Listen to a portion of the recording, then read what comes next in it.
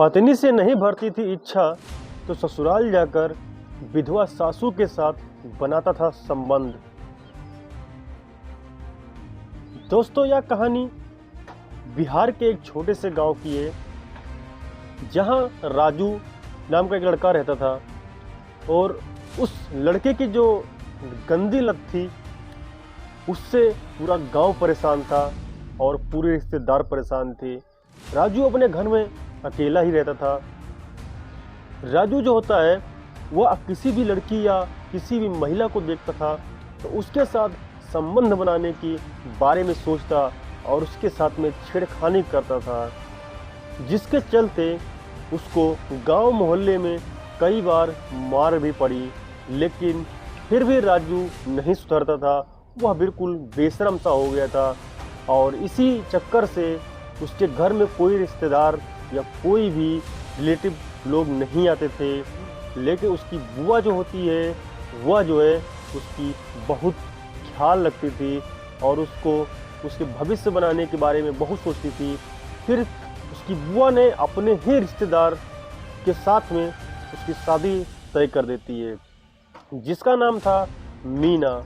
मीना दिखने में किसी हीरोइन से कम नहीं थी और उसकी जो शादी है वह राजू के साथ में करवा देती है। राजू की पहली रात होती है और पहली रात में ही जब मीना के साथ में वह संबंध बनाता है तो उसको वह मज़ा नहीं आता है और उसके बाद में वह जो है एक से एक 2 3 4 दिन ऐसे ही बीत जाता है, लेकिन उसको उसमें मज़ा नहीं आ रहा था। उसे बहुत ज़्यादा गुस्सा आ गया और वह मीना से कहता है कि तुम चलो, मैं तुम्हें तुम्हारे घर छोड़ कर आता हूँ, तुम्हें जो मुझे चाहिए तुम मुझे वो नहीं दे सकती हो।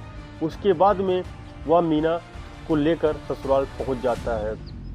ससुराल जाते ही वह मीना को कहता है कि तुम अब इसी घर में रहो, मैं जा रहा हूँ अपने घर, मैं तुम्हें कभी लेने नहीं आऊँगा।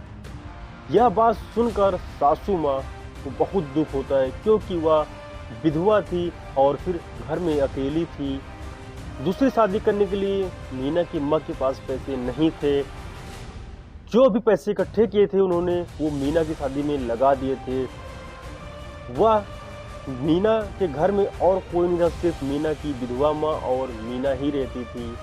उसके बाद में उसको कुछ समझ में नहीं आता है तो मीना की जो माँ होती है वो बोलती है कि ऐसा करो बेटा, तुम आज की रात हमारे घर ही रुक जाओ, सुबह तुम चले जाना।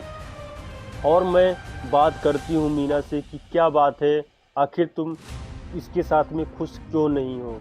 फिर मीना की माँ जो है मीना से सारी बातें पूछती है तो मीना कहती है, माँ ये कोई साधारण इंसान नहीं है, किसी राक्षस से कम नहीं है, इसकी जो हवस है वो मैं पूरी नहीं कर सकती हूँ, ये दरिंदों की तरह मेरे ऊपर टूट जाता है जो मैं बर्दाश्त नहीं कर सकती हूँ।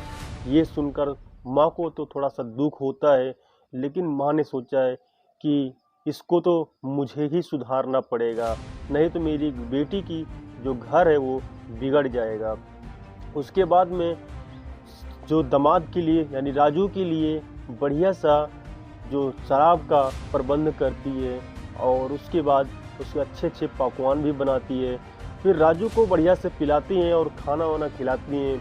फिर रात को जो है करीब 9 बजे की बात है, जो मीना की विधवा माँ थी वह सज धज कर जब राजू के पास आती है तो राजू देखते ही उसका नीयत खराब हो जाता है और उसके बाद में मीना की माँ बोलती है कि बेटा ऐसा करो, जो मेरी बेटी तुम्हें खुश नहीं कर सकती थी आज वो मैं करूँगी, तुम्हें जो करना है तो मेरे साथ कर लो।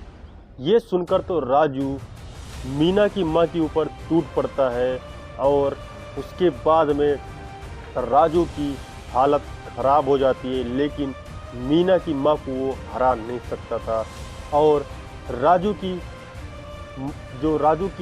हालत थी इतनी ज़्यादा ख़राब हो गई थी कि अब उससे तो बिस्तर से उठा ही नहीं जा रहा था। और मीना की माँ बोली कि बेटा क्या हुआ, तुम्हारी हालत ख़राब हो गई। राजू बोला, जी सासू माँ, अब मेरे बस की बात नहीं रही।